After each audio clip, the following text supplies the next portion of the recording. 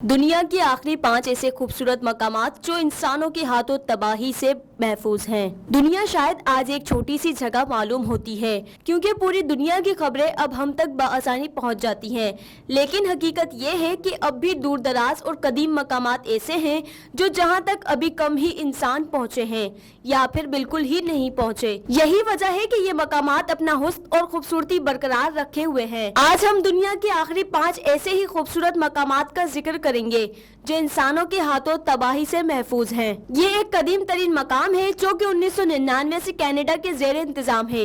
ये कनाडा का एक सरतरीन इलाका है और यहाँ आबादी की तादाद भी बहुत कम है। इस इलाके की आबादी सिर्फ 39,000 नफूस पर मुश्तमिल है, जो कि कनाडा की कुल आबादी 0.1% बनती है। ये ऑस्ट्रेलिया का नेशनल पार्क है जो कि 1981 में कायम किया गया और उसे 1988 में आलमी सकाफती वर्षे में शामिल किया गया। यहाँ लाखों साल पुराना बरसाती जंगल भी वाक़ है और ये दुनिया का एक कदीम तरीन माहौलियाती निज़ाम है।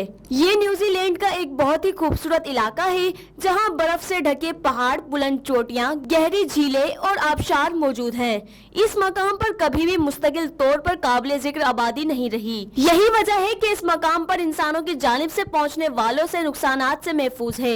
ये जज़ायर इक्वाडोर की मगरिबी साहिल से 605 मील के फासले पर वाक़ है। ये एक इंतहाई दूर दराज इलाका है जिसे जानवरों की मुख्तलिफ अक़साम ने अपना घर बना रखा है। ये एक इंतहाई कदीम मकाम है जिसकी तारीख लाखों साल पुरानी है।